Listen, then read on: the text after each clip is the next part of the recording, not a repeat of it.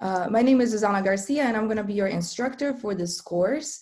I'm using one meeting for both of the sections. Um, we basically have about 60 students that are in this class. What else? I guess I should start with a little bit about myself. This is my 8th year at TCC. This is my 3rd semester of doing this online. My first semester of doing this online was right after spring break.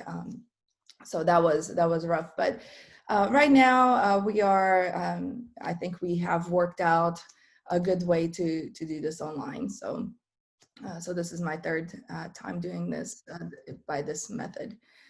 I am a graduate of TCU, so I went to Texas Christian University. I graduated in 2007 with a degree in biology, and my minor was chemistry. I started my college career at a community college. So just like, you guys are at a community college, I was a community college student as well. And I really loved my experience at the community college. So, opened up a lot of doors for me as far as transferring and such. I got my master's from UTA in science education in 2013. And since then, I am here at TCC. That's that. So in this session, we're going to look at our syllabus, and we're going to talk about the platforms that we're going to be using, and then we'll start with a little bit of our endocrine system. So we'll do a little bit of lecture today, and then I will let you go. Okay, so let's go ahead and start with the syllabus, and that would be right here. You can find your syllabus on my TCC. I also emailed the syllabus to you, so you should have it available to you. Hold on, somebody just came in, and where did that go?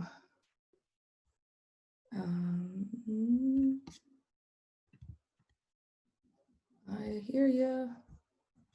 Oh, here. Hold on. I feel like I need like bigger screen or like additional 3 monitors or something.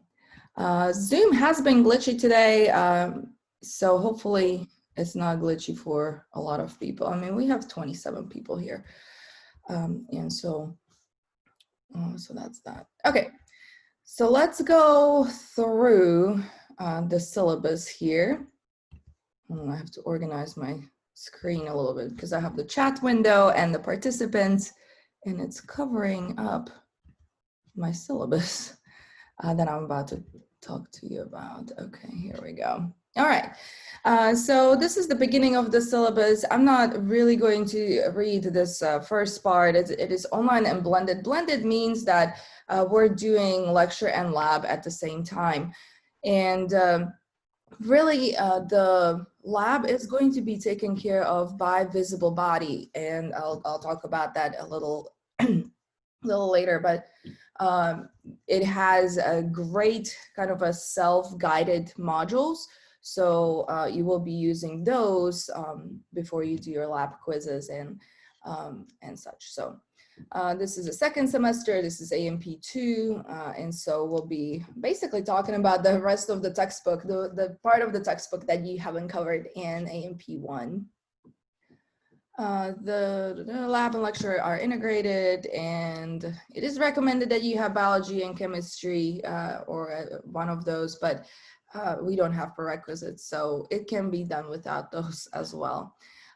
There is the expectation that you would be studying at least 20 to 30 hours. So this includes your work on visible body. It includes your reading the textbook as well as learning the material.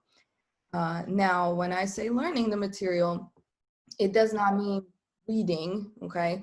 Reading is, you're reading, and then you have to somehow commit the information to your memory, and that's learning.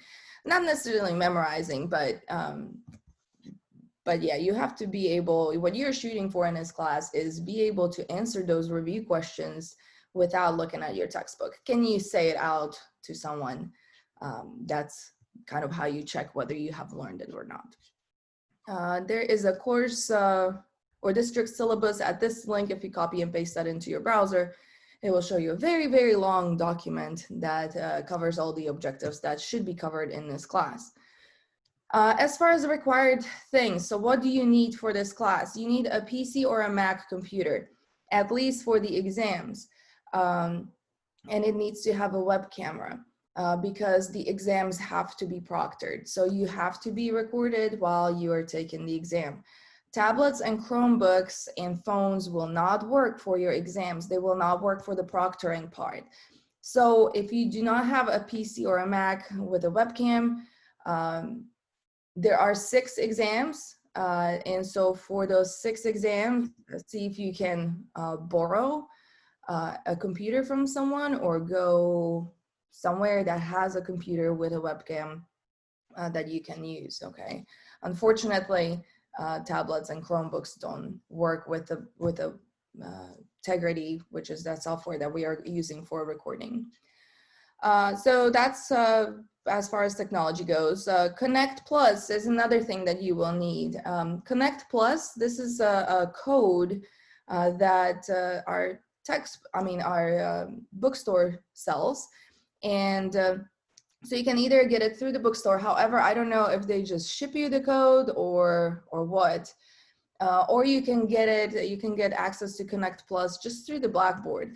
If you click, and I think that was in my email, if you click on Connect ebook link in your MyTCC, it will take you to the Connect section. And if you have an account, you can just go ahead and sign in. If you do not have an account, it will give you an option to purchase this. And the price is like within a couple dollars different from the bookstore, and it's an instant access. So okay, so Colt says that they ship you the code, but you have to wait for it. So it's if you just do it online, it's right away. I mean, which it doesn't really matter because even if they take a couple of days for to ship that code, you can still sign up for the temporary access. So at this point, everybody should be signed up for the Connect, whether you have purchased a full version, or not the full version, but whether you have purchased the access or you have the temporary access. So that's done.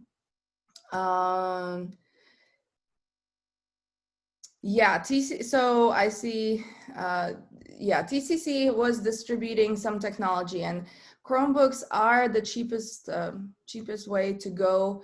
And so TCC decided to go with Chromebooks. Unfortunately, those don't work for our exams.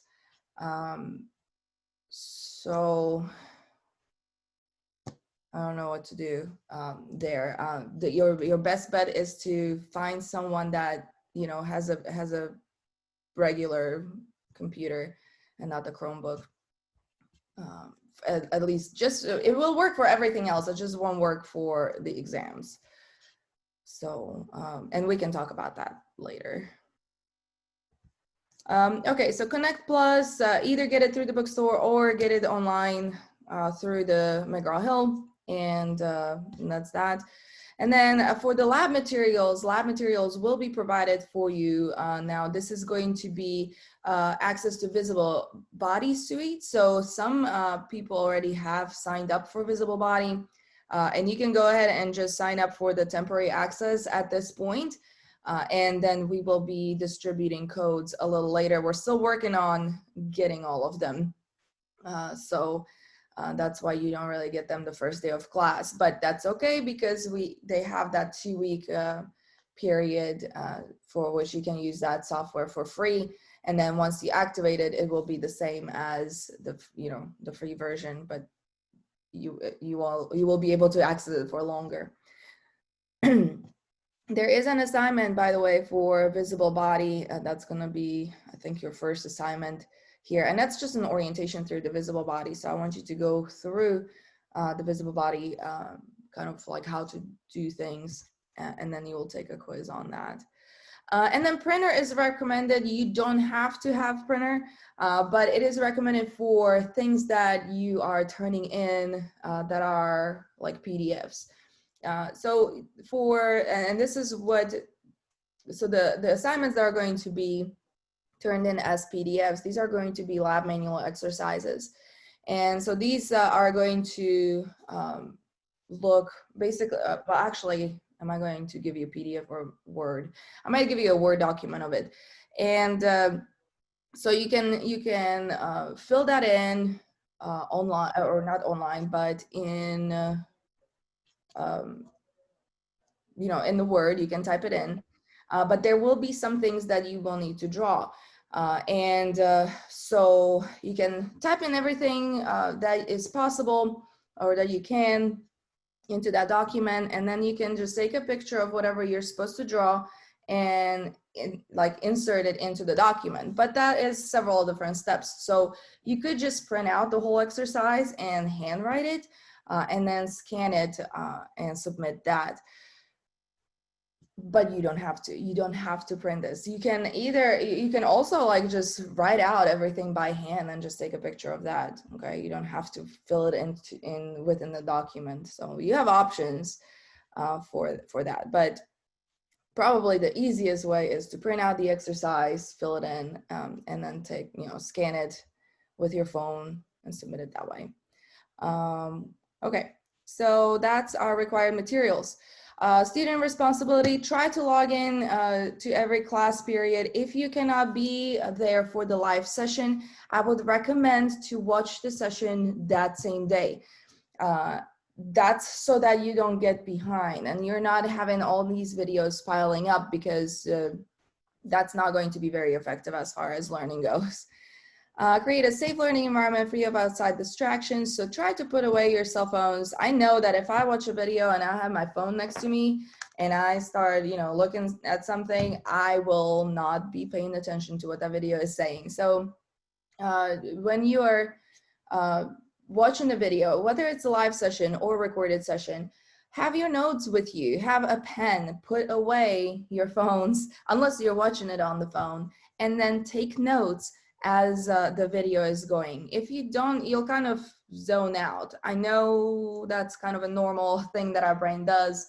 If you just sit there and watch this and listen, you will eventually not be listening. So try to take notes, be an active listener. And the same thing goes for reading, by the way. As you're reading, take notes, be an active reader, because if you don't, then you'll be reading, but your brain is not even absorbing what you're reading. So be active about it.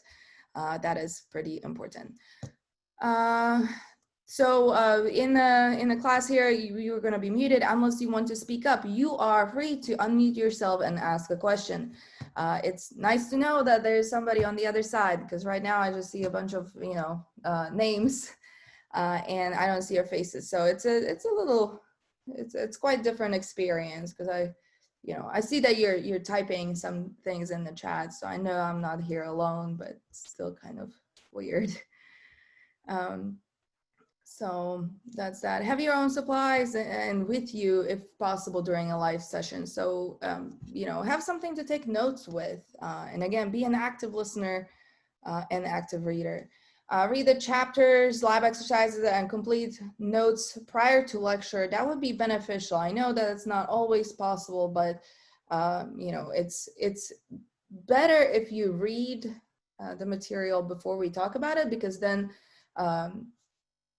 my lecture would just be kind of explaining what you have read if it didn't make sense the first time. You are expected to study about 20 to 30 hours outside of class per week, okay? And that's just an average. Some people, it doesn't take that long. Some people need more, okay? This is individual. This depends on a person. And then complete and submit work on time. This is important. So you're going to have something to submit almost every day. And that's because this class goes fast and I don't want things to be piling up. I want you to methodically do something almost every day so that you're, constantly exposed to the material, Okay, so make sure that you're following those due dates, and everything is in that table at the end of this document. And then be nice. Um, you know, it's when we communicate by email, we kind of lose that that sense of somebody's tone, like tone of voice, and so reread. I do reread and before I send something. So you know, anyway, we're all gonna be nice to each other. I have no headset to use audio, but okay. All right, that's good. Okay, absences. I mean, I'm sorry, what? Somebody was saying something.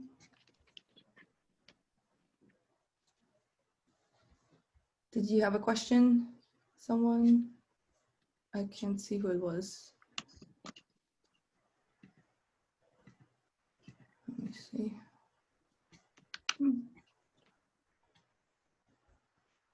Is it Ashley? I think maybe she was unmuted. Okay, well, I guess they didn't have a question. So for attendance, I mean, this is an online class, so I don't really take it. I'm actually going to, in a little bit, check to see who's here, but that's just to take note of who's here. We're not going to be dropping for non-attendance because there was, I think the time might have showed up on WebAdvisor, like when the classes were first published, but then it quickly changed into not having a time there at all. And so, yeah, some instructors are going completely pre-recorded and they just hold office hours.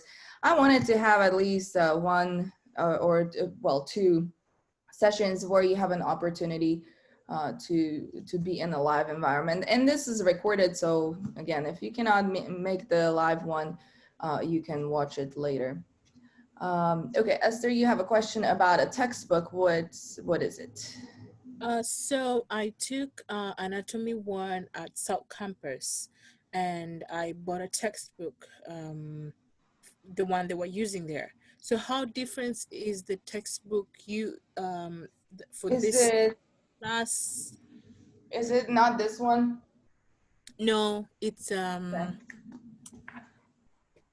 it's by is it Pearson, something like that? Oh, person. Okay. Yeah, 11th edition.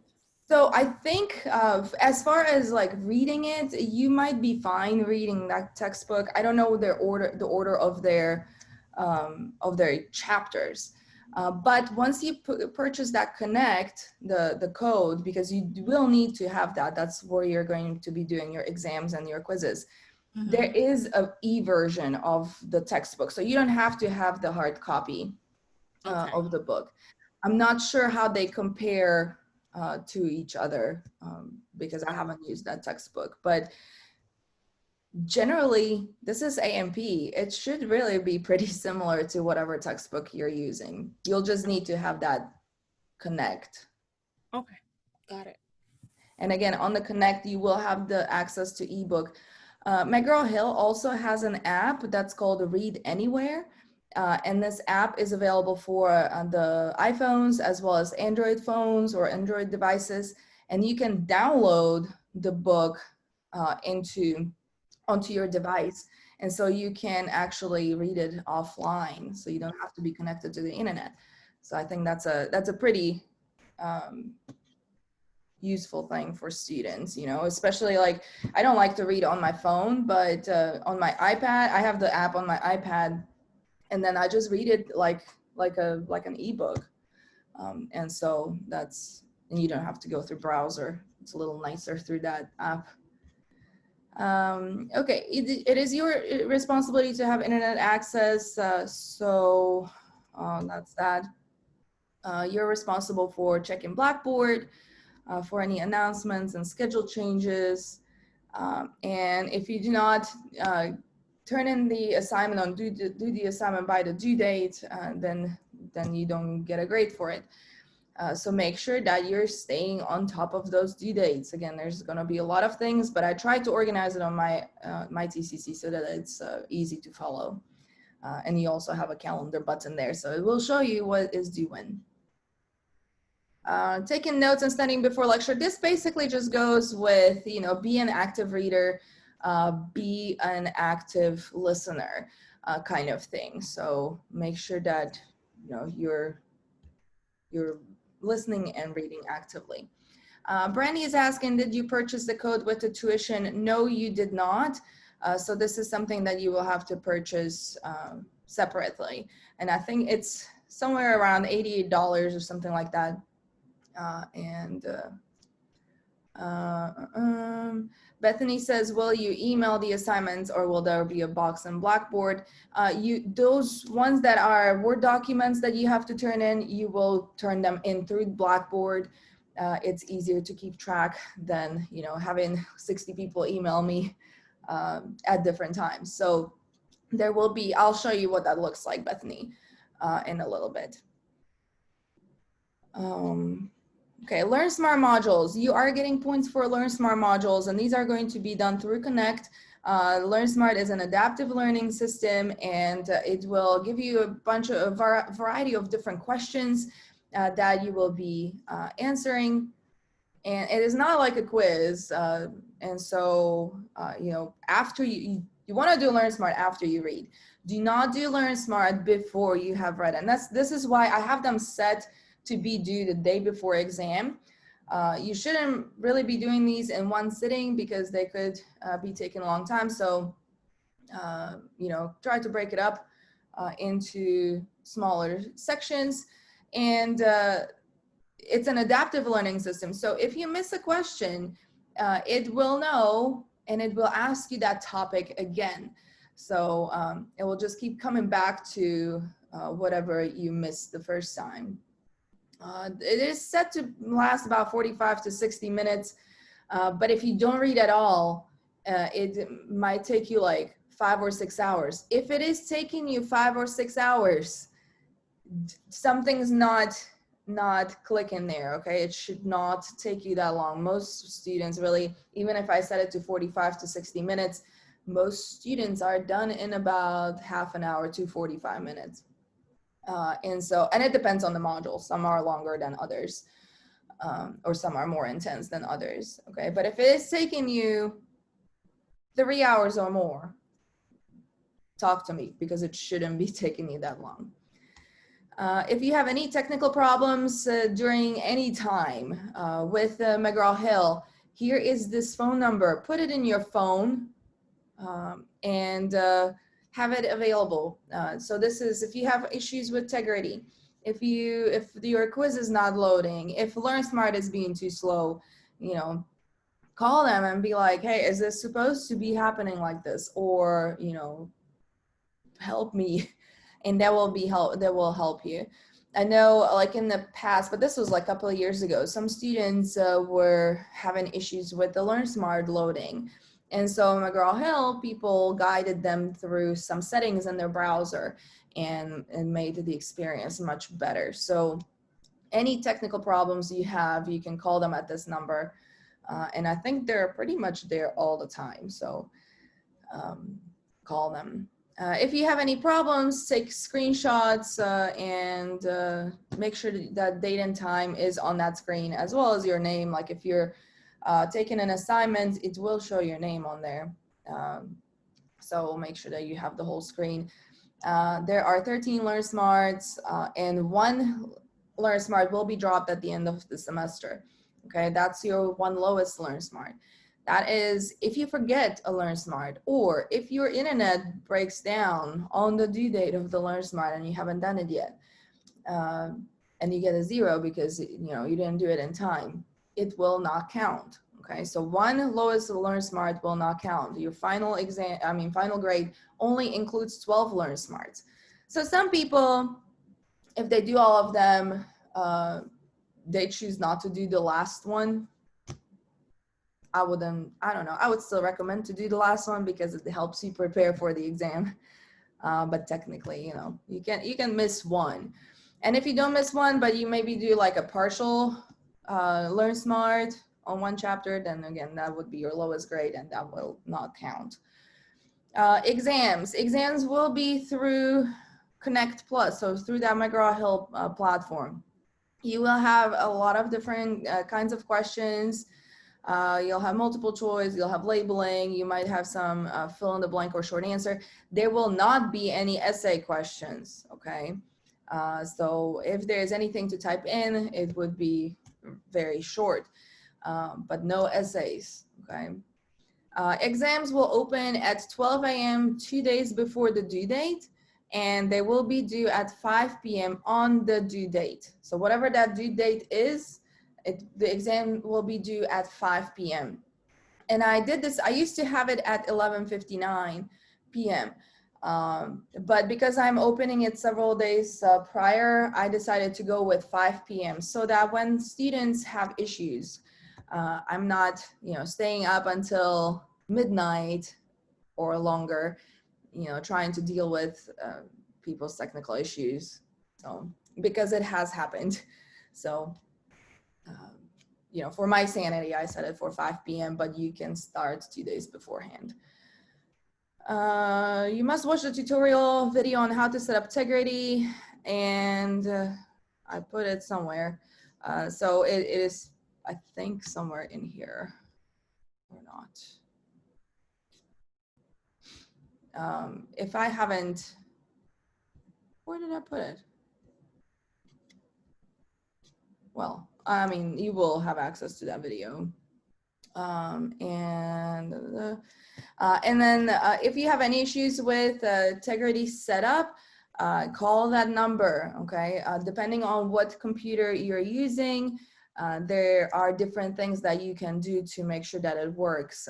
I got a new computer and I'm using a Mac, and Tegrity on the new Mac didn't want to work, but you know, it was a fairly quick fix with the McGraw-Hill people. So make sure that it's running before you take the exam. And so I have a Tegrity practice assignment on McGraw-Hill, and it's not actually imported in Blackboard because I'm not going to give you a grade in a grade book for it, but I will give you extra credit for it if you do it before first exam.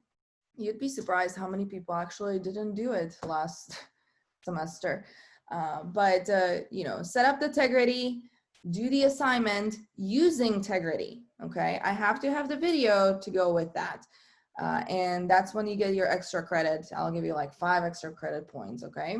If you do that. You will not get these points if I don't see your video, and I will let you know if your video didn't go through. And that's that. If you do not have your exam recorded, you will receive a 0. So do not forget to run the Tegrity. You will have to run Tegrity first, and then you will start the exam, okay?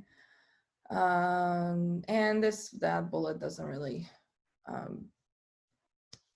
shouldn't really be there. You must complete the exam in the manner and time frame. Well, this is how you will be doing it. So make sure that it's recorded and it's on the computer.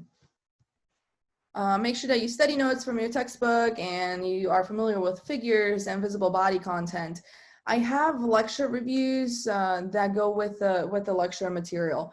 For lab, I didn't make additional reviews for the lab portion. Basically, make sure that you go through the modules on visible body and you're familiar with the information from there, and then you are able to identify the structures that are listed in your lab manual exercise. Because visible body is so huge. Visible body has so much stuff in there. That would be overwhelming for me to require you to know every single structure in the visible body. And so I will upload your lab manual exercises, and you will see a list of structures, and those are the ones that I want you to know. So if visible body gives you some extras, that's fine. It's not gonna hurt you, but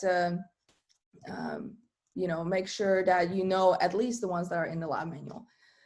Okay, Michael is asking, What if I have 3 monitors? Will the proctor require you to unplug 2 of them?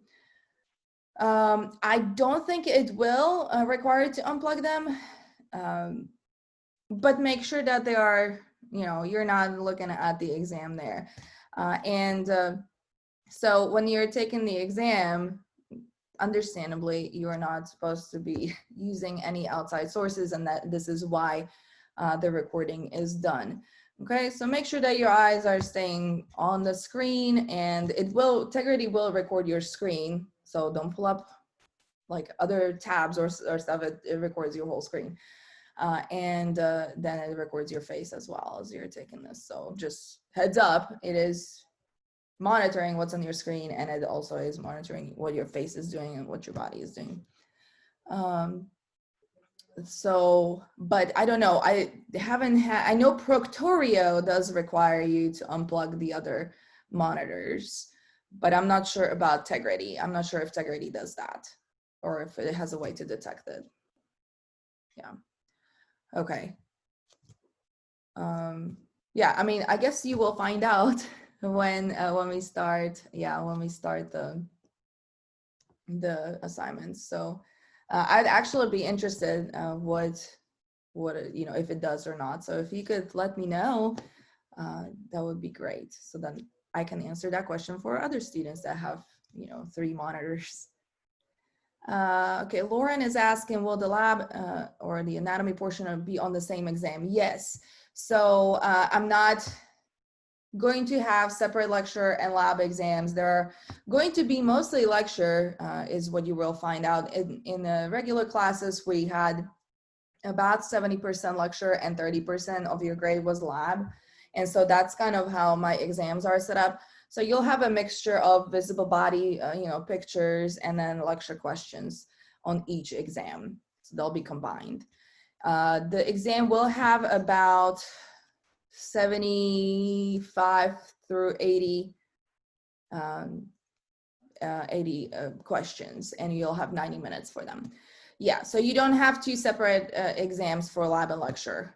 So these 6 exams will contain stuff from lecture and lab part.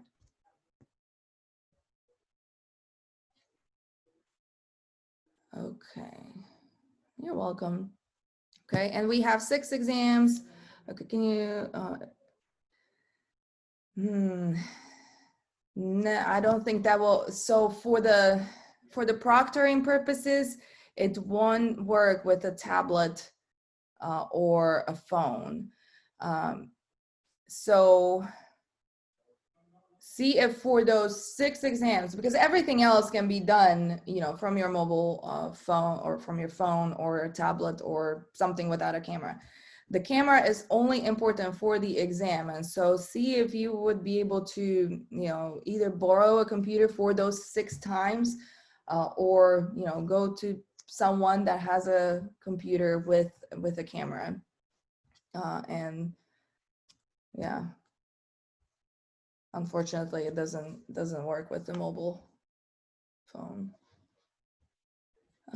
Okay, visible body. There is I sent you a link in the email where to go, and then I okay, good. I created assignments in Blackboard. Now, you don't actually do visible body in Blackboard. Visible body does not have integration with Blackboard like Connect does, but I just created a link and it will take you to visible body, and then you have to find that particular thing. And yeah, that's a good comment there from Michael. You can purchase a USB webcam at Walmart.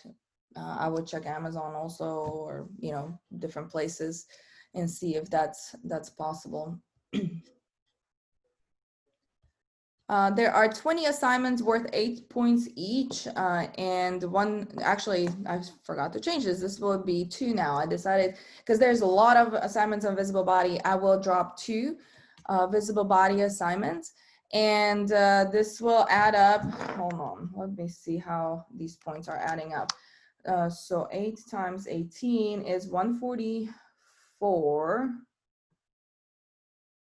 And then there's this one thing that is the getting started, and that one is going to be also 8, I guess. Or am I just dropping one?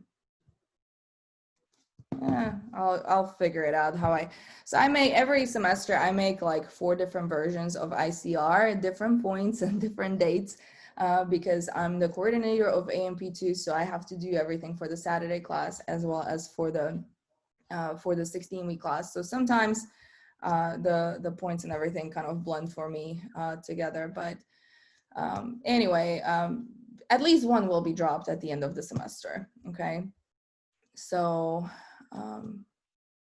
that's, or maybe I did it, I think all of yours are the same points.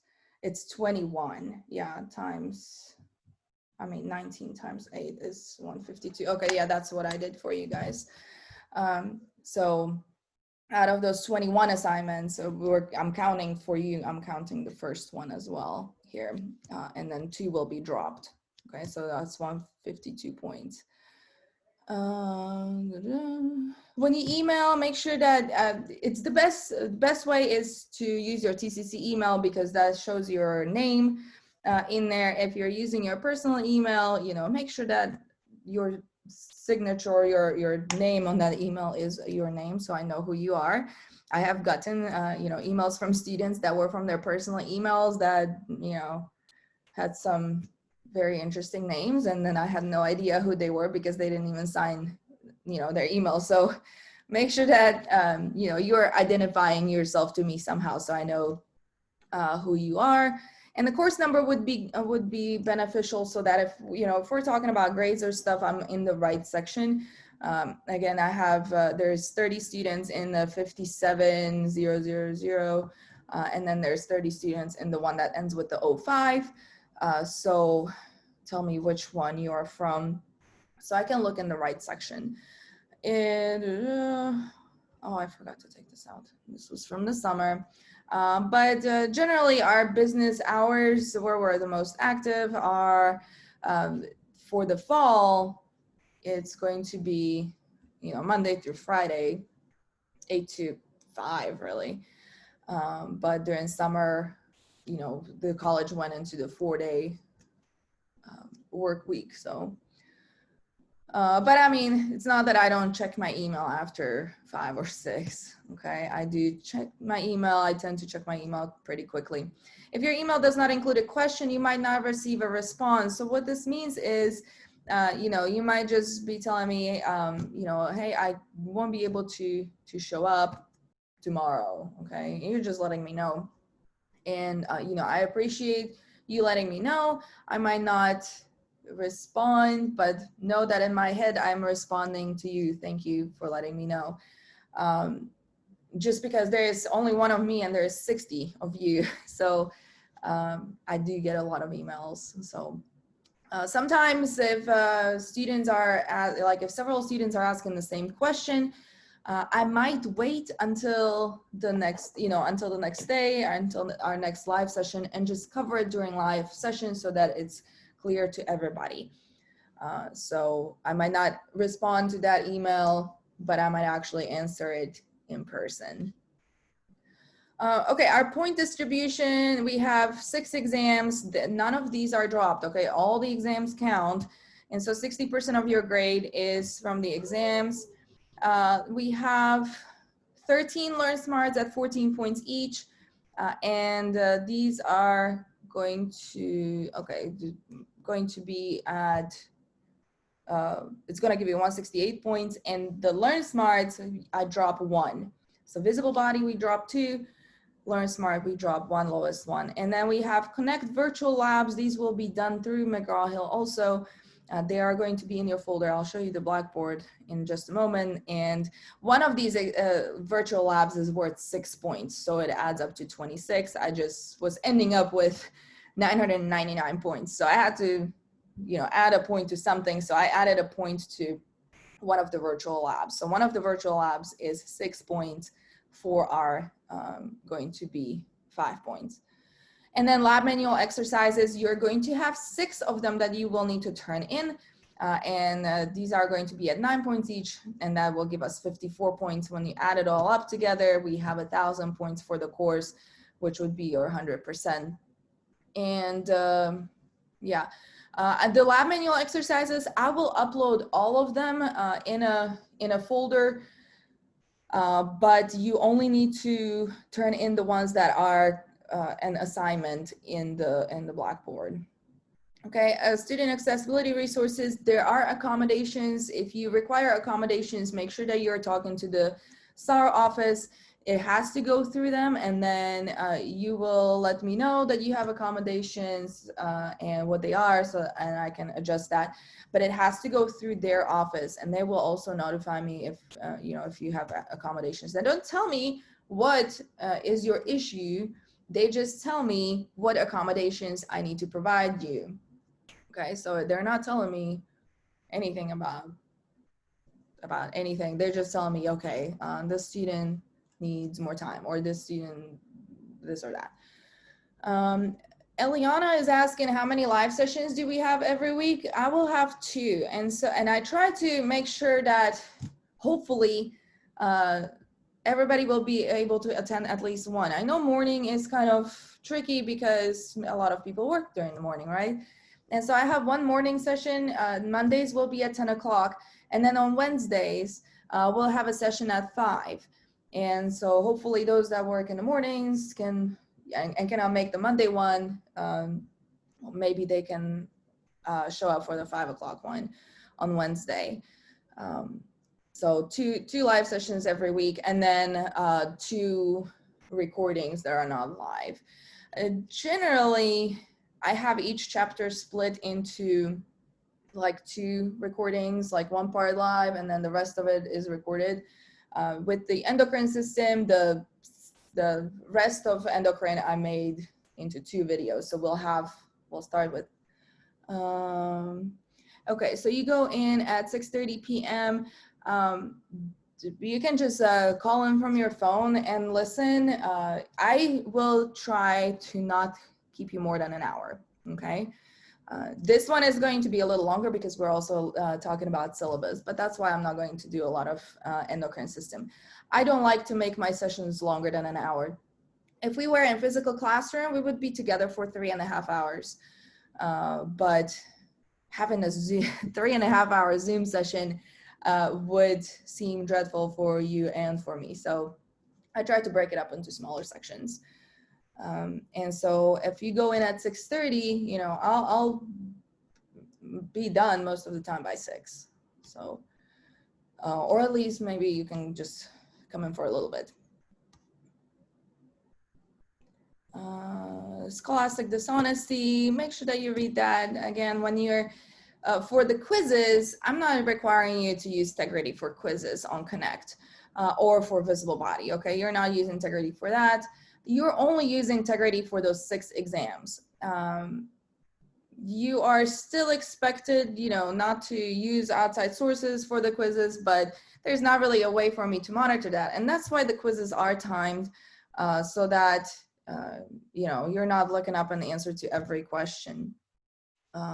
So you might be able to look up a question or 2 when you're doing the quiz, but you won't be able to look up answers to all 10. If you have no idea what you're doing, don't take the quiz. Well, just make sure that you do have an idea what you're doing by the time the quiz is due. You don't want to get zeros. And zeros do add up very quickly if you miss assignments. So make sure that you're not missing assignments. Quizzes are, yes, so Lauren is asking if quizzes are 10 questions, and quizzes on Connect will be 10 questions. On Visible Body, most of them are going to be 10 questions. There are a few that are going to have more than 10 questions, but the time limit is also going to be longer. So, and that's because I want you to, practice a little more.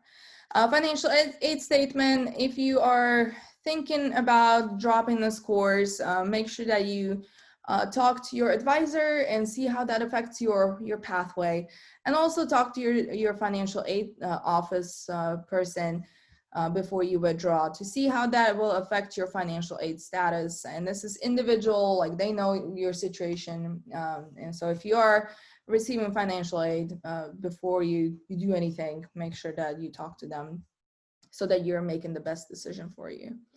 Okay, and then this last part of the syllabus contains the the schedule. So here's the live class sessions, Mondays at 10, Wednesdays at 5.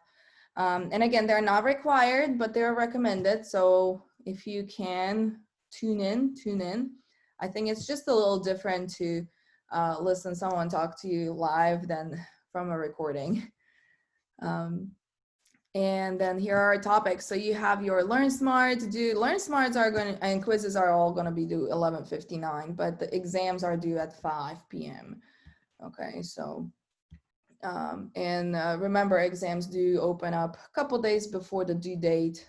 Okay, and then you have the visible body lab quiz here listed with the dates and stuff. The ID means identification or dissection. The MC is multiple choice. Okay, before you do those visible body quizzes, make sure that you go through that module that walks you through it, and then the anatomy little part that will guide you through all the structures. Okay, and then you take the quiz. And then lab assignments, these are including the lab exercises, the lab manual exercises, and the virtual labs are in this last column. Okay.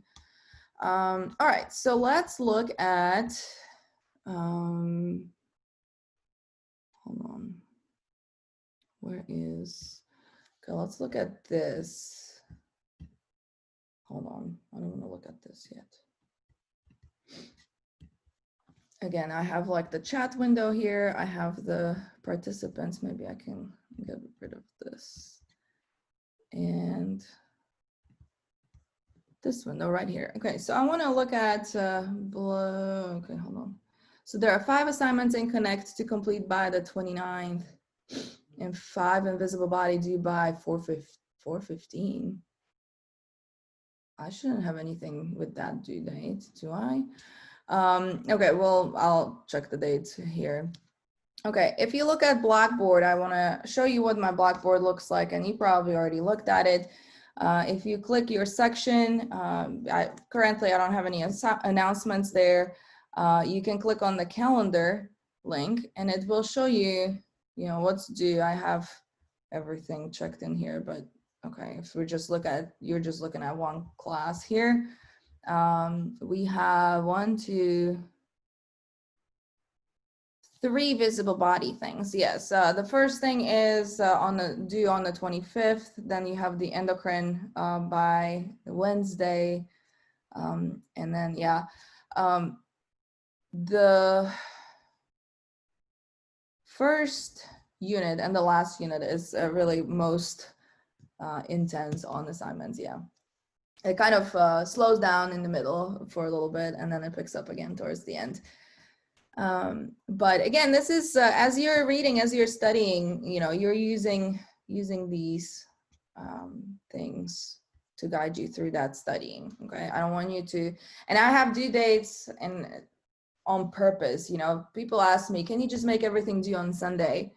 Well, guess when the people would be doing, and most of the people would be doing everything on Sunday. And that's not a good habit. So putting these assignments and these due dates like this really makes you do something every day. And so you're exposed to the material every day. Okay, if you click on this lecture unit, you will see 6 units here. Okay, I will check the dates in a little bit. Okay, if you click on lecture units, you will see that our course is divided into 6 units because we have 6 exams. So each unit will be associated with an exam. If we click on unit 1, then this opens and you have that getting started quiz. It doesn't really belong into any chapter. It's just getting started with visible body. And you can click this visible body. It will take you to your visible body section. It won't take you directly to the quiz, but you just click on assignments and select that quiz and take it. And that one is due by tomorrow. So we're moving fast. So you gotta go to visible body at some point today or tomorrow, go through that, getting started module, and then take that quiz by tomorrow. And then if you click on endocrine system, we're going to have several things there. So endocrine system does have a few things that are due with it. You have an endocrine system visible body quiz. And again, that's invisible body. You have this lab exercise here, which you can see the document attached to it, as well as a short video of me telling you kind of how to do it. Okay, so you can watch that and then do exercise one. You know, you fill it out, you fill it in however you want. You can type it in, but there is a drawing part for the exercise one. So again, you can just draw it on a separate piece of paper and attach a picture of that with, you know, with it, or you can insert it into the document if you want to. You don't have to draw things digitally. Okay, so if you're typing in things, or if you're filling out the table, like, you know, by typing, you don't have to do the drawing digitally. You can write everything by hand if you want to, and then just take pictures of it. And then there's a link to the Learn Smart for chapter 18, chapter 17. I also included this this image right here, and that's just to help you recall some of the terminology. These terms should have been introduced in AMP1, and we're going to be using them when we look at the actions of different hormones. And so here, use this to remind yourself what is what. Under documents ICR, you have a lot of things there. You have the syllabus. There's the online testing policy, consult it please. Getting started with visible body, so how do you do that? Integrity guide to online testing, and then textbook material of frequently asked questions. There is a folder with exam reviews. So when you click that, it's going to give you the 6 reviews. Again, lab stuff is not there, but for lab, make sure that you can identify all the structures that are in the lab exercise and that you're familiar with the information that was provided for you in those modules, which really goes hand in hand with our textbook. So it's almost like where you're hearing the text or reading the textbook material in a different format again, okay? And then there's some helpful resources here. I have this folder, okay, again, there's that nutrient metabolism picture. I have this image here. This goes with chapter 19 with the heart. They changed this figure in a new edition, but I kind of liked, some people like this one better because it's a little more linear representation. Then there's urinary animation, and then Get Body Smart. Get Body Smart is like a different platform for, you know, drilling yourself on anatomy and physiology stuff. So, but I mean, you have Visible Body now and Connect. So you've got awesome resources, but if you want something else, there's that Get Body Smart, and it's got a lot of like different activities and stuff. If you click on the exams, you're going to see all the exams listed here. They are not open. So if you try to click it, it will not open for you yet, okay? Do not click this unless you are ready to take the exam, okay? And make sure to run integrity first. And then you can check your grades, and then Connect ebook. This is what you would click when you're first time syncing Blackboard with your Connect section. So you can go to my Connect section, and it will ask you to sign in. You only have to sign in once, and then after that, if you click on anything that is McGraw-Hill assignment, it will take you directly to Connect. So yeah, so that's that.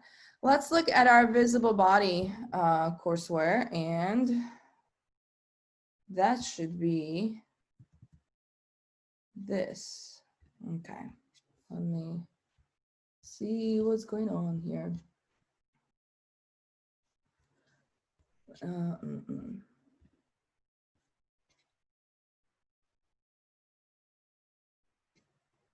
Okay, I don't see those dates, Michael. 5 invisible body due by 4:15 today. See, I don't see anything due today. Assignments. And then this is a 20, oh, endocrine.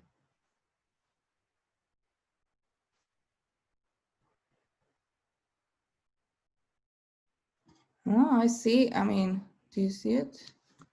This is what it looks like for me. click the file. Which file? Like this? No.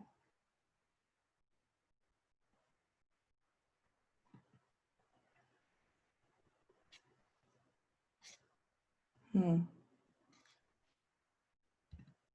back. The modules? This? The top, okay. Oh, look at the due date though. That's due on Christmas. Yeah. It's not due today. See, 12/24. I picked Christmas time. Okay, any due date. Oh, okay. I see. I see what you're saying. Okay, so any due date. Oops, not the summer. That's not what I wanted to click. But any due date that ends on 12/24. This is not something that you're turning in. So the module anatomy ID and practice quizzes, this is for you to practice with before you take the quiz, okay? Anything with a August or September or October due date is a graded thing. But if you see the due date of 12/24, you don't turn that in, you just use that to practice. Okay, so I said everything that is not being graded as 12/24. All right, and we see, I see that I already have a bunch of people in here. I wish it gave me numbers, but some of you still need to, sign in. So if you haven't gotten into Visible Body yet, make sure you do that because our first quiz is due tomorrow. Okay, so and when you click on the assignments, you have a list of all the chapters that we'll be using and such. So it should be pretty self-explanatory. You just want to make sure that you do those modules before you, before you do the quiz. Okay, your McGraw-Hill, I've had this open for a while, so it's probably signed me out. Connect looks something like this. And actually, no, I take it back. It does not look like this for you at all. So I'm going to click on this one and here somewhere, hold on. I have all these Zoom windows here. So if you want to know what it looks like for you, Connect for you would look like this, okay? And I have no idea why the teacher view is so different from the student view, but you have assignments that are, coming up soon. Again, if you see a December due date, this is something that's optional. It's something that is not required. If you see a due date that's within our semester, it is required and it is due. So these two things are not in a folder. I do want you to attempt to do the integrity assignment by August 29th. So at some point before August 29th, try to set up the integrity so that you're ready before the exam. There's a folder for exams, so you can access them from here as well as from Blackboard. And then you have unit assignments here. So under unit 1, you have these, and everything that's required, everything that's graded in Connect has been imported into Blackboard. So you can find it in the Blackboard. And there's a link to these assignments. Notice some of the things say optional, so you don't have to do it.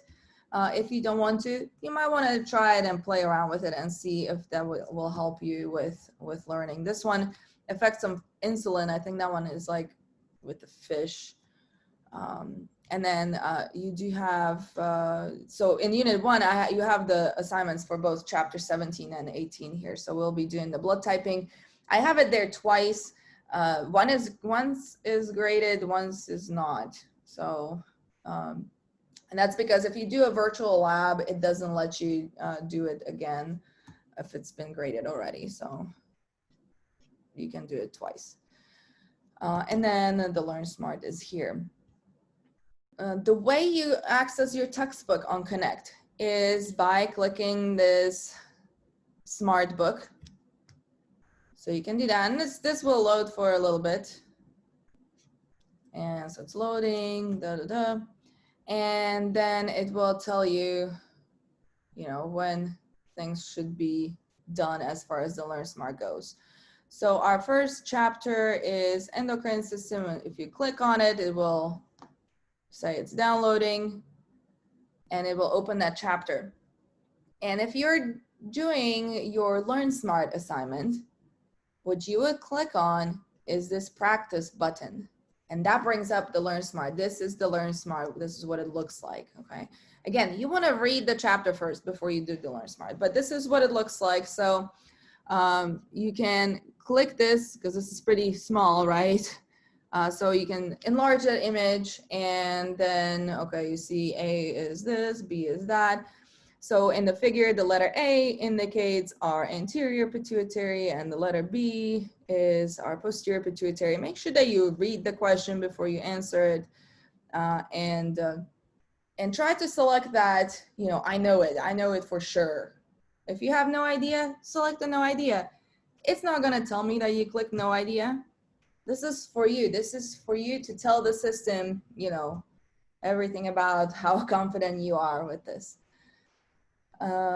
So anyway, so this is what that looks like, and you can go back to read, you know, so let's say that you have no idea and you say, you know, let's do a wrong answer. Okay, this is wrong. And you can say, I have no idea. It will tell you that it's incorrect. It will tell you what the correct answer is. And guess what? At some point later on, it will ask you about the pineal gland again. Okay, so that's what that works. That's how this works. If you are getting a bunch of them incorrect, click this button, read, and it will take you back to the reading and will take you back to chapter. So, so that's connect.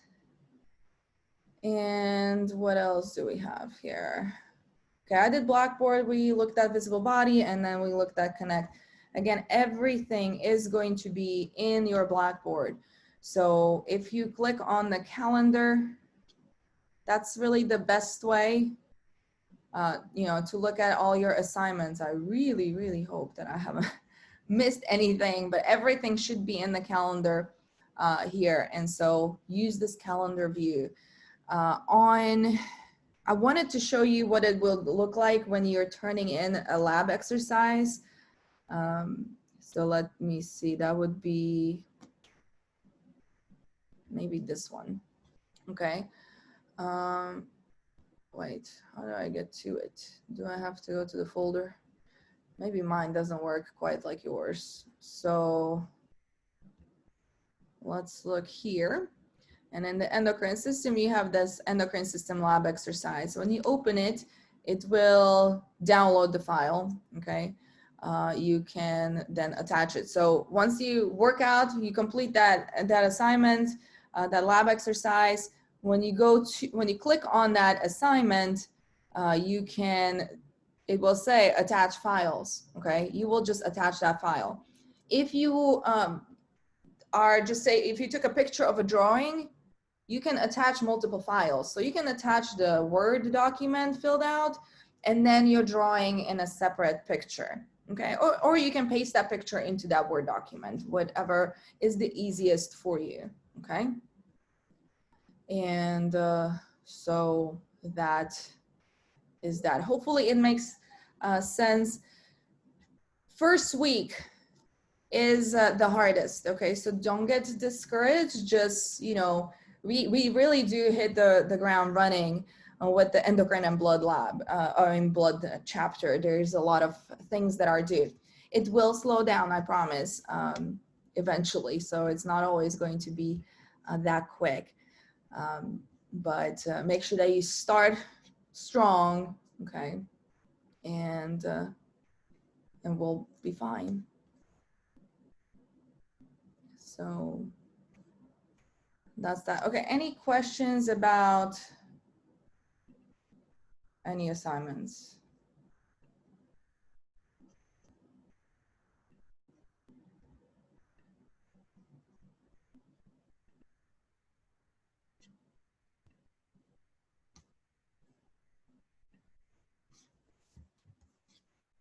Let me see. I'm looking at the chat.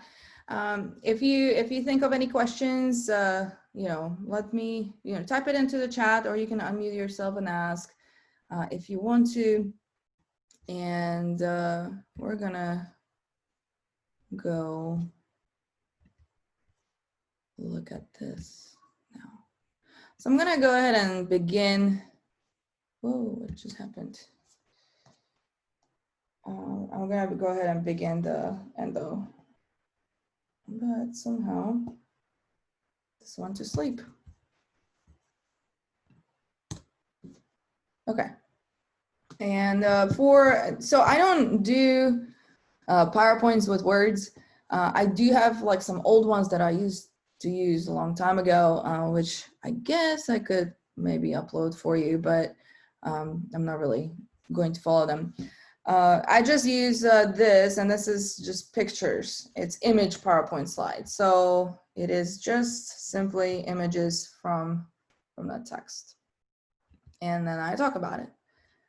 So that's kind of how I do that. So have a pen, have a pencil, have something to write on, and so that we know what we're doing, right? And you're being an active listener because you're listening. Hold on. Okay. All right, so endocrine system is chapter 17, and endocrine system is composed of endocrine glands.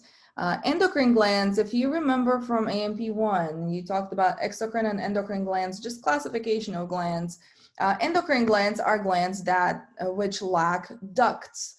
The product that the endocrine glands produce and release, they release directly into the blood. So the method of distribution for the product from the endocrine glands is by the blood, as opposed to exocrine glands. Exocrine glands are glands that have ducts. Okay, so for example, like we'll look at pancreas. For example, pancreas is both endocrine and exocrine gland. So pancreas has a duct into which it releases pancreatic juices, and then those are going to go into your small intestine.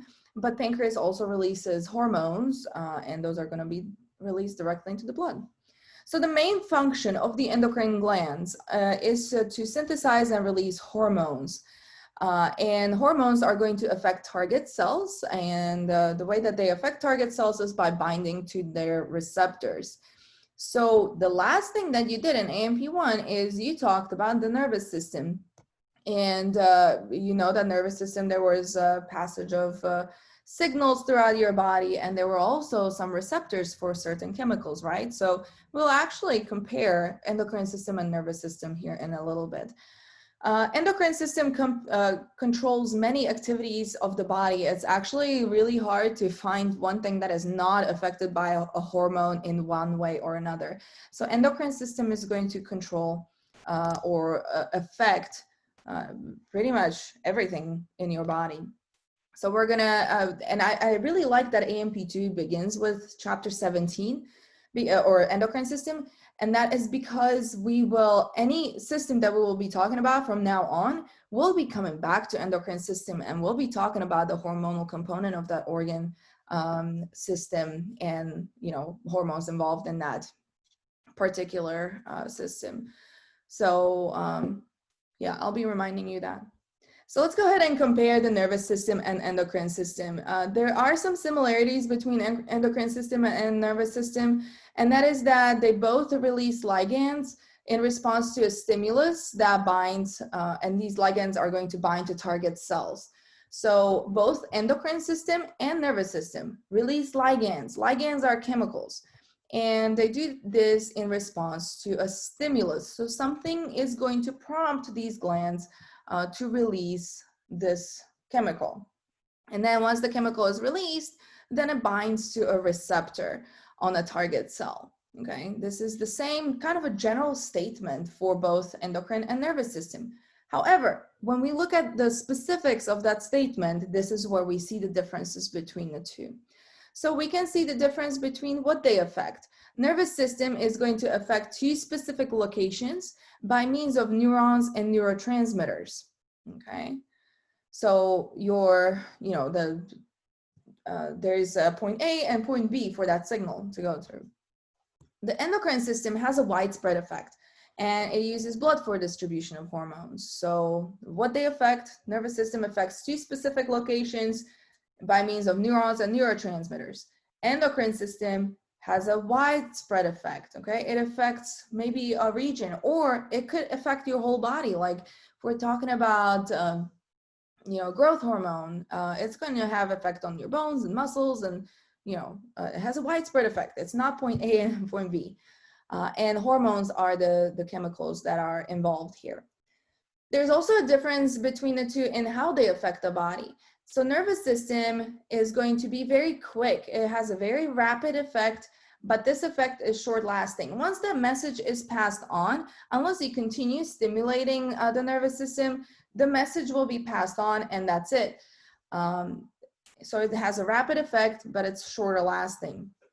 Endocrine system is going to be slower, because in order for endocrine system to be activated, you have to stimulate the gland. The gland has to produce that hormone, then the hormone has to be released into the blood, and then it has to travel through the blood to get to its target organ. So it's not as quick as the nervous system is, okay?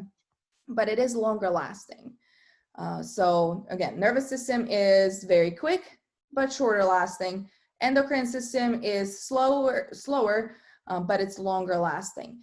So make sure that you are able to compare nervous system and endocrine system on the exam. There will definitely be something about this, probably most likely on the exam. And your exams are actually done by a pool of questions, so you'll be receiving questions that are from the pool, so people are not going to have the same questions.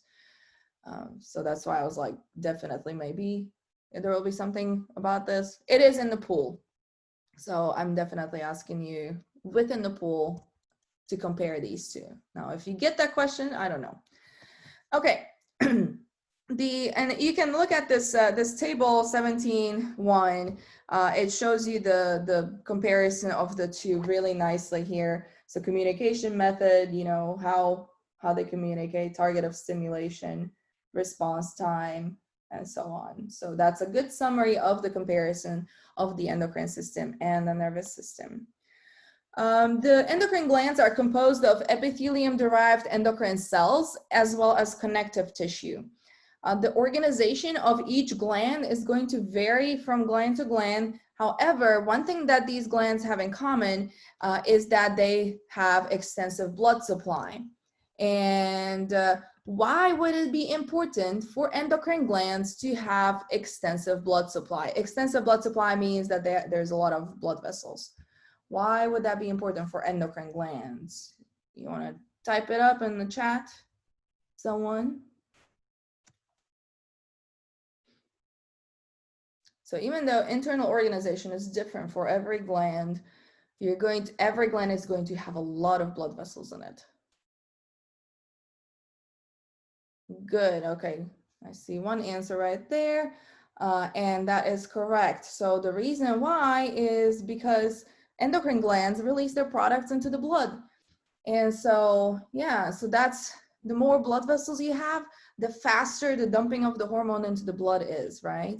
And so all of the endocrine glands have that in common. Let's look at the different endocrine glands in our body, the ones that we are going to be talking about. As you can see, you have this figure split into 2 sections. So you have this side right here, that is going to be your major endocrine glands. And then you have the second side, and this one is organs or tissues that contain endocrine cells, but they're not really, the endocrine function is not their primary function right here. So let's look at the major endocrine glands first. Oops. And these include, we're going to start from the brain, okay? You have 2 endocrine glands in your brain, and they are pineal gland and pituitary gland.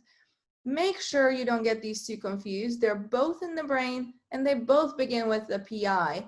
So somehow practice yourself on, which one is which. The pineal gland is here in the back, okay? right there where I circled, okay? And then pituitary gland is this part that looks like it's kind of hanging down from the hypothalamus. And I was gonna say in AMP1, when you dissected the brain, but you might not have dissected the brain if you did this online. So generally, when we dissect the brain in AMP1, you can see the pituitary gland hanging off of the hypothalamus, and then usually we remove it. Oh, you looked at models. Okay, good.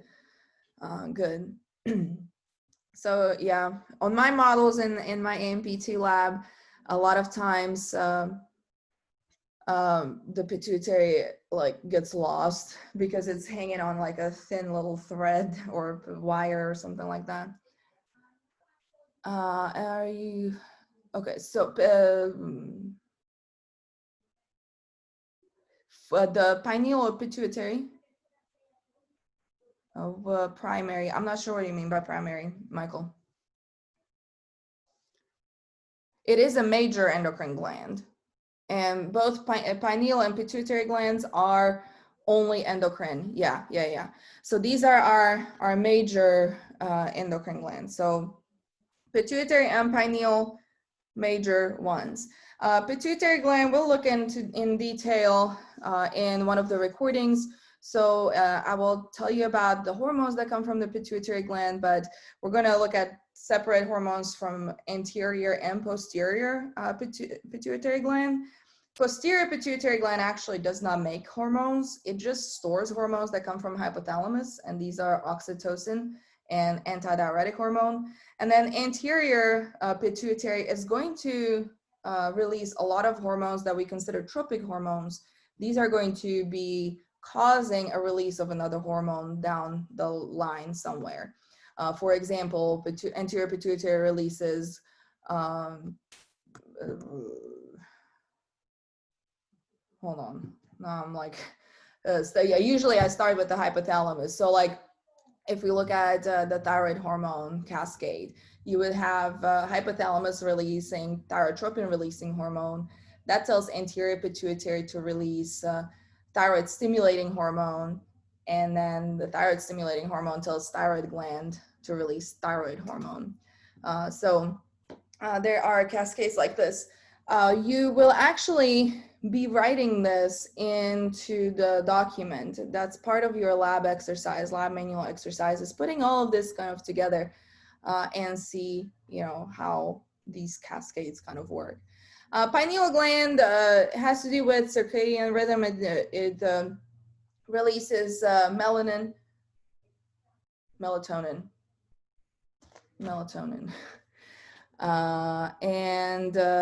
Yeah, that affects the circadian rhythm, and that's really all we're going to say about the pineal gland. Just make sure that you're able to identify which one is which there, but we're not really going into depth about the pineal gland. Okay, going down from head, leaving the head, we're going down. We get to our kind of a throat area there.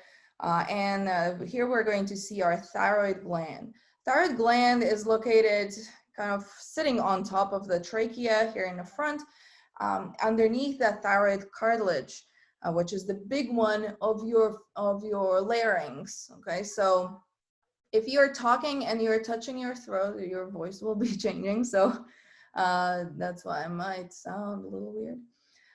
But you can touch for your thyroid cartilage.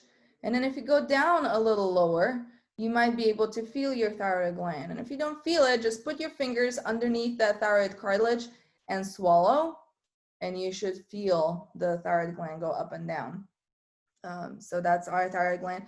Thyroid gland is going to release thyroid hormone, and thyroid hormone is going to have several different functions, but one of the major things that thyroid gland does is it increases the rate of, increases metabolic rate. And that's going to have a lot of different things that kind of go associated with that. If you were to grab your thyroid gland and remove it and turn it backwards, and you look at the posterior side of the thyroid gland, you would see usually 4 little nodules on that posterior side of the thyroid gland. And these 4 little nodules are the parathyroid gland. glands. Generally, there are 4. Some people only have 2, some people have 6, but that doesn't really make a difference in the function of the parathyroid glands.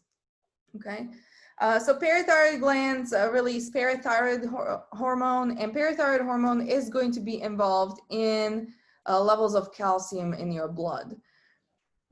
So that's parathyroid hormone. And then what else do we have? The last major endocrine gland is the adrenal gland, or the adrenal glands.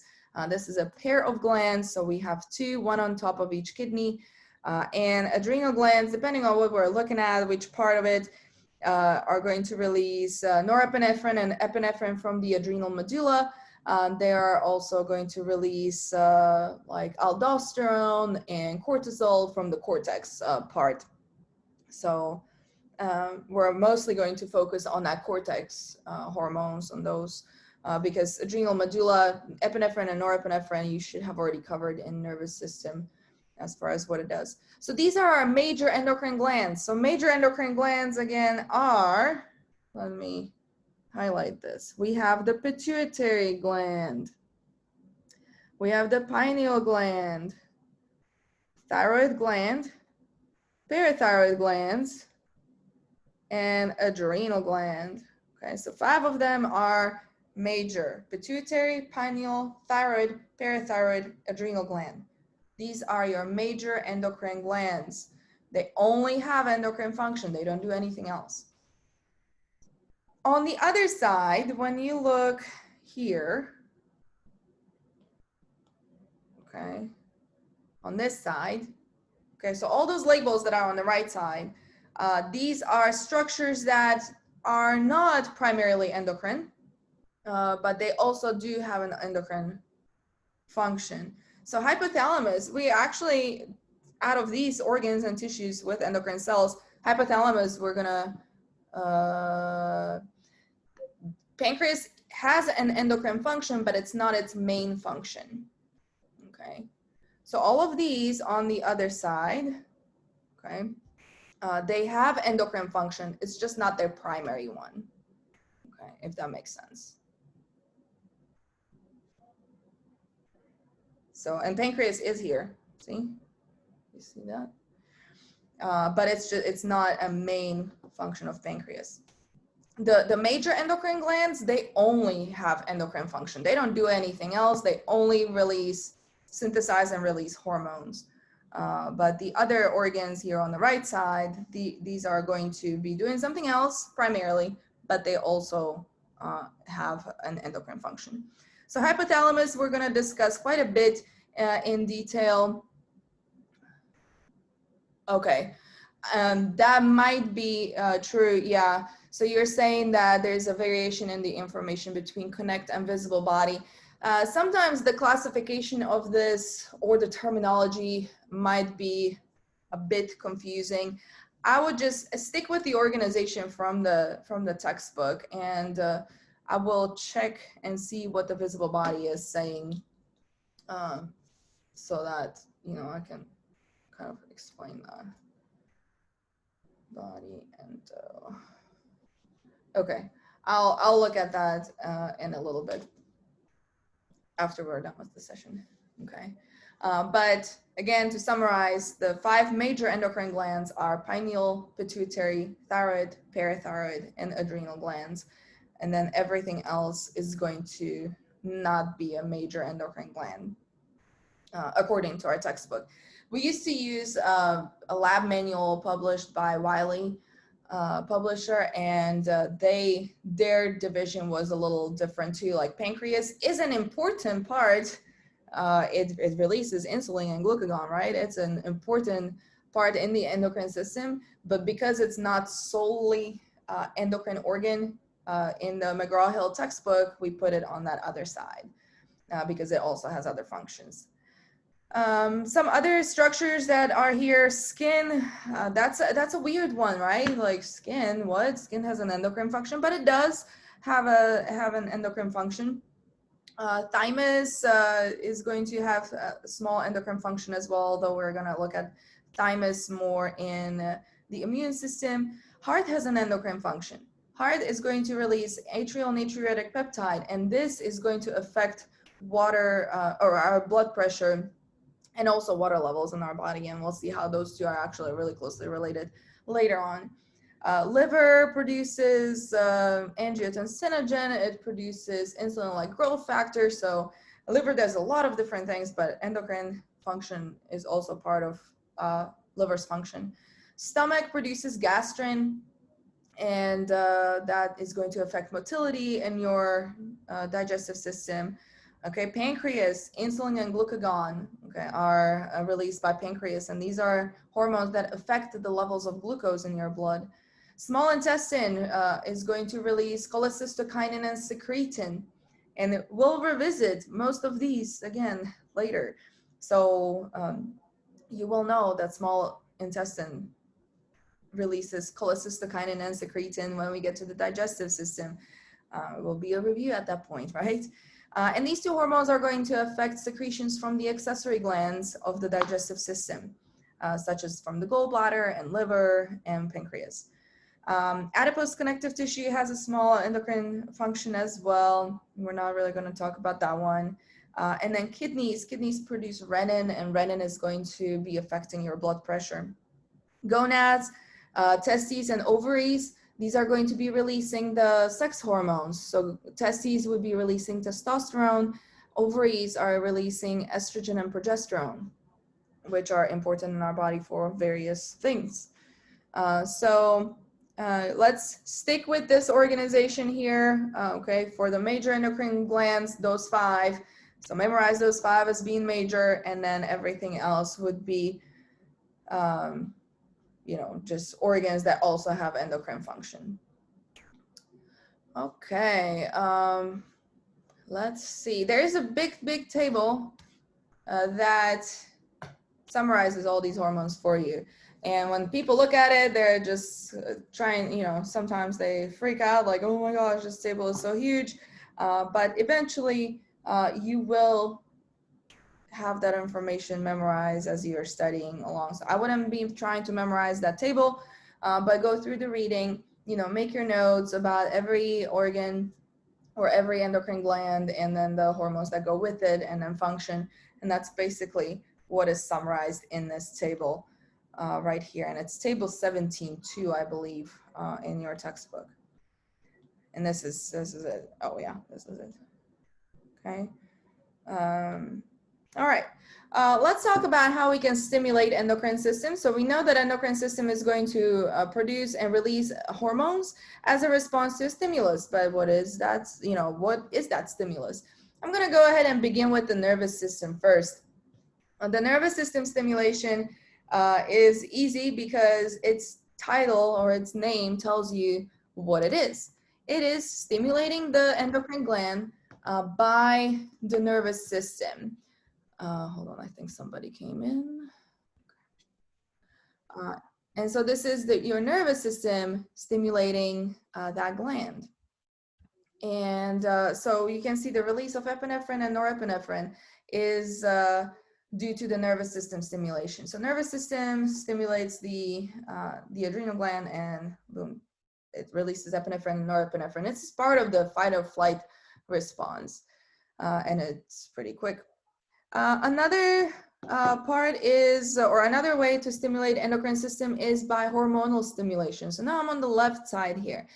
And the hormonal stimulation, again, as its name suggests, it's going to be stimulation of that endocrine gland by a hormone. So this is that hormone cascade. So as I've noted, as I've mentioned before, for the thyroid hormone release, you have, actually this would begin with the hypothalamus, which is missing here. But hypothalamus would be first. Hypothalamus would be receiving some stimulus, which would not be a hormonal stimulation. And then hypothalamus sends a thyrotropin releasing hormone to anterior pituitary. And so that's already hormone stimulating our anterior pituitary. Anterior pituitary then stimulate or releases thyroid stimulating hormone, and then thyroid stimulating hormone releases thyroid hormone. So you can see it's kind of like a cascade of hormones here. And that's hormonal stimulation. The last one is humoral stimulation, and humoral stimulation, that one is not as obvious as the other two. Humoral stimulation is when the hormone is being released as a response to different levels or fluctuating levels of something in your blood, okay?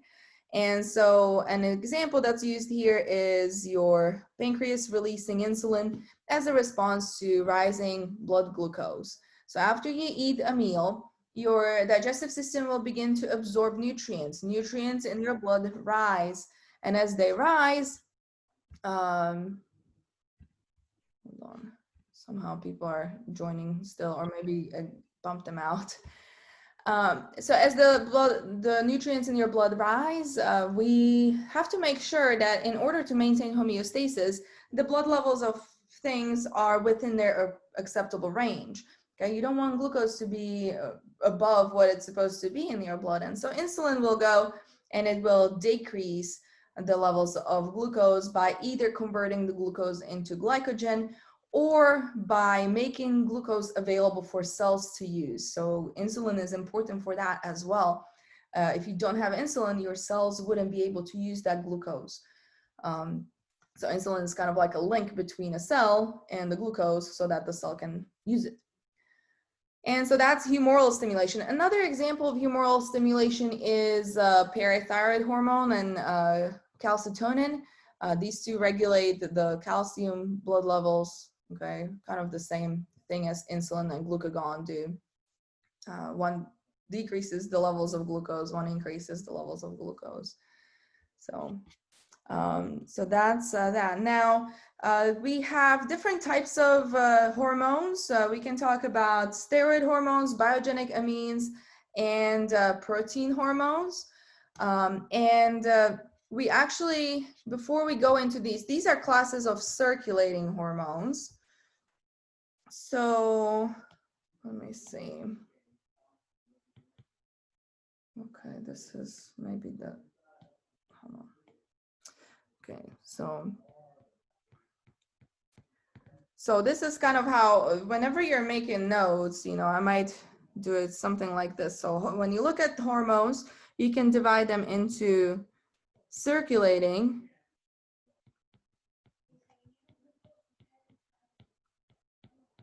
and then under here you have steroid hormones. Yeah. Then you have biogenic amines. And then you have the protein hormones, right?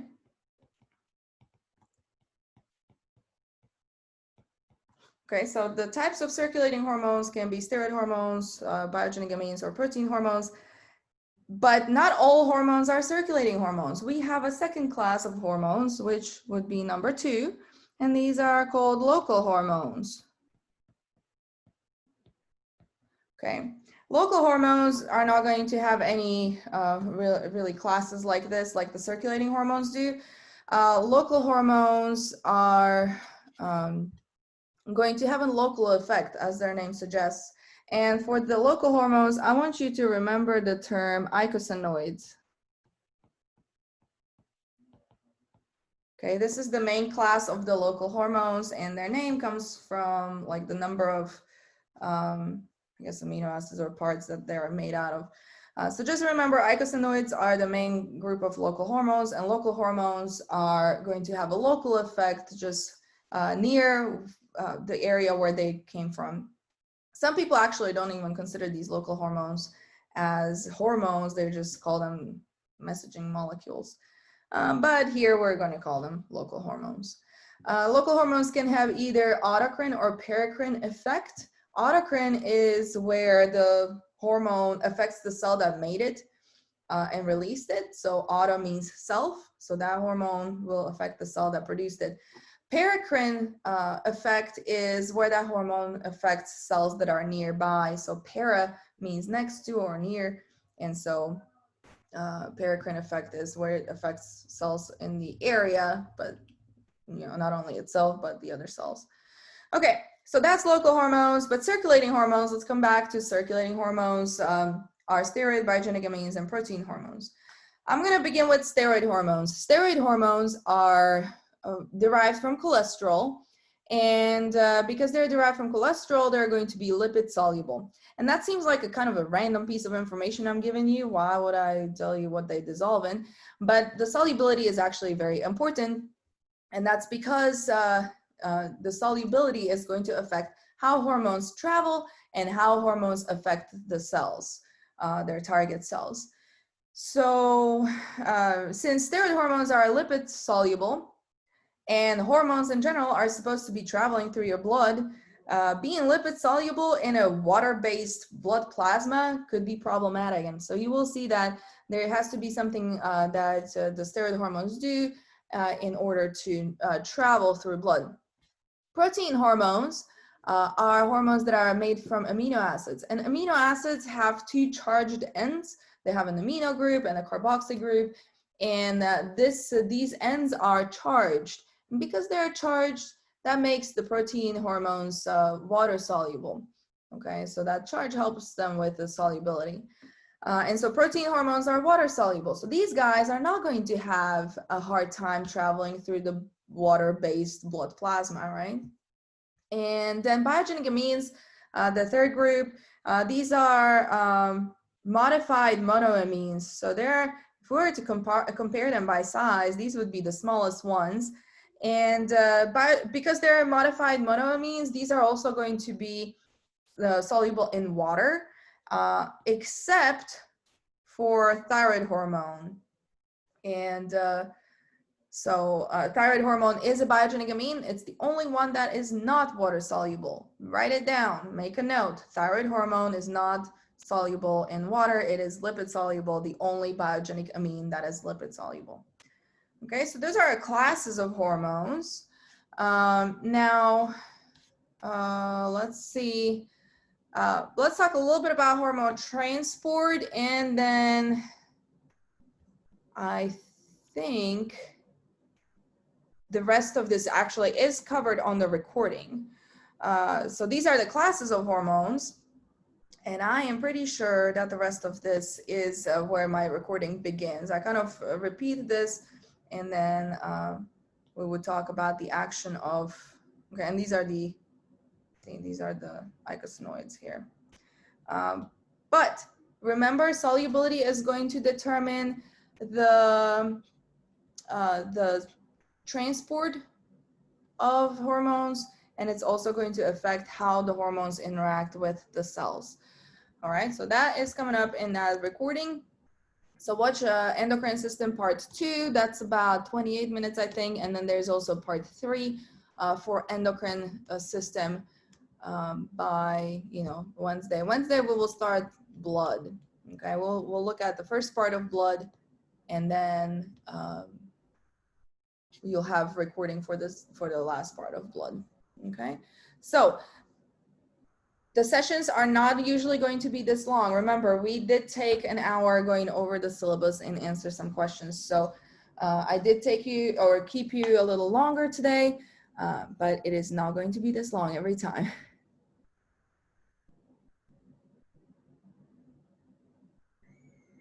Okay, so I'm recording this. This is a Zoom session. I'm recording this to my computer. It will have to process for a while. And then once it processes, I will either have to upload it on YouTube because it's a big file, or maybe, I don't know. I will post a link to this one way or another. If you do not see a link posted on the day that we had the live session, let me know, because sometimes it processes for a couple hours and then I might forget. So it has only happened to me twice. But yeah, it does process a long time. So so it should appear, I should have a link ready for you within 2 hours to this. All right, and then the other stuff is already posted in the recordings for Unit 1. So that's all I have for you today. Any questions? Any other questions? And you can type them, you can unmute yourself and ask. Okay, Ray, it's really up to you. I mean, I've seen some I've seen a lot of different writing styles, so I might be able to decipher it. But if you think that, you know, that is really hard to read, then type it.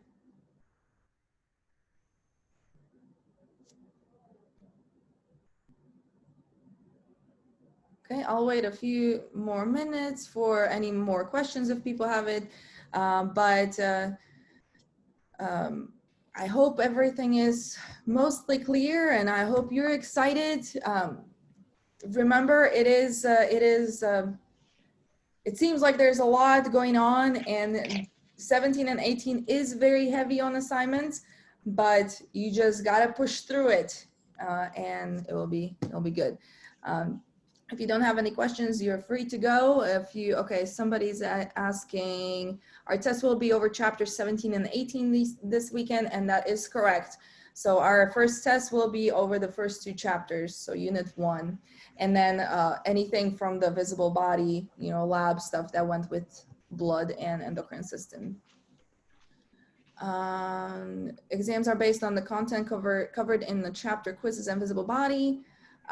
Yes, it's going to be both. It's going to be primarily lecture. As I said, the split is roughly about 70 to 30%.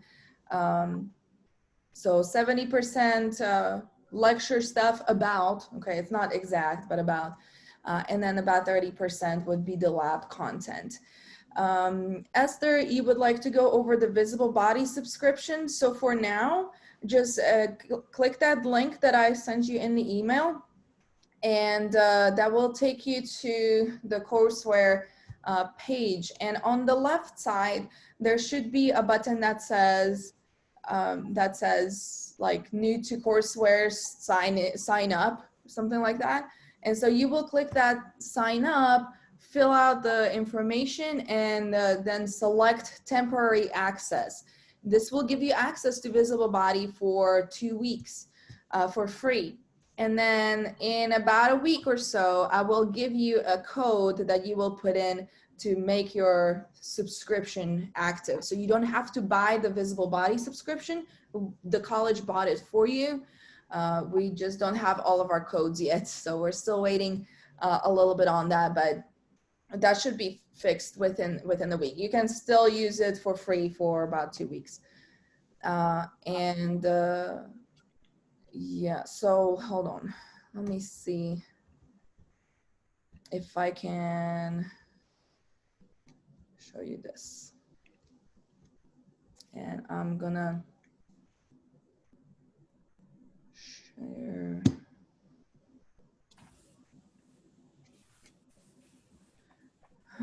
Where did I put that visible body link? But anyway, Esther, hopefully that was clear. Again, you will, you know, just click that link in that email that I sent, and that should, okay, good. You bought what? You bought access to visible body?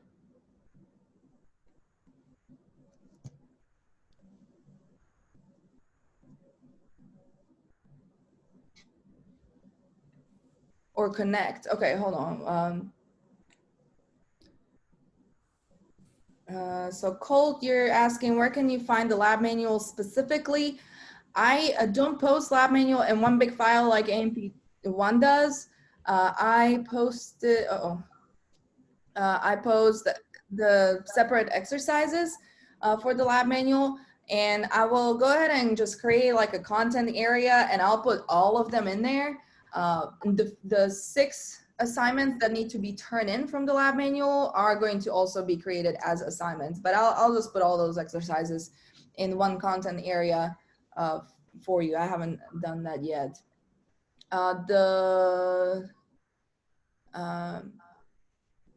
Yeah, and the Connect online book is not quite the lab manual. Okay, why did you buy the visible body code? I didn't say buy it. Well, let me see, what did I say? Because I'm pretty sure in the email I said I will give you a code, so just do temporary access. So if you already bought it, well, you bought it. But whenever I sent you instructions, I did say, don't, you know, just do the temporary access. So good thing is visible body is very useful. So whether you bought it yourself or the college buys it, you actually get to download apps and you get to keep them forever. So a lot of people actually use this when they go into nursing school or into the healthcare, you know, field. So you will be using this for a long time, these apps. All right, what, anything else? Is there?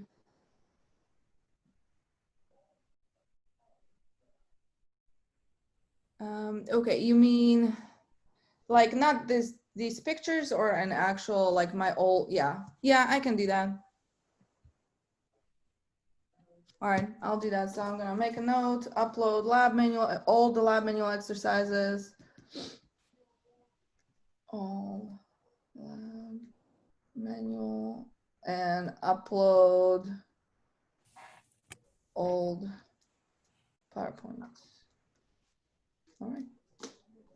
I also have like blank PowerPoints. These are good for labeling, so I'll put those up for you as well. They help like when students just label stuff on the blank pictures. Blank. Okay. All right, what else? Anything else?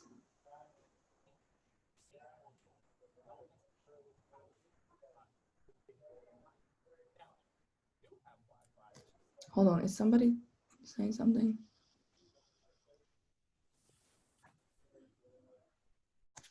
I do hear someone, but I don't know if you're saying something. I heard some noise, but it wasn't really clear if that was a question or if you just unmuted yourself by an accident.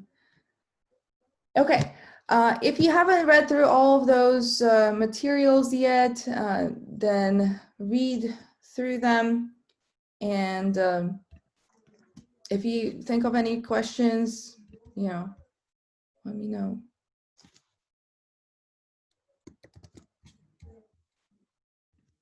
You can always email me your questions. Oops, forgot to take attendance, so I'm screenshotting. Sorry, that was loud. Okay, so if that's it, okay. All right, good, great. Okay, so if that's it, I'm gonna go ahead and finish the meeting, start working, and don't get discouraged. We just started, so just keep up with everything. Okay, so that's it. I will see you on Wednesday, hopefully. And if not, you will see me.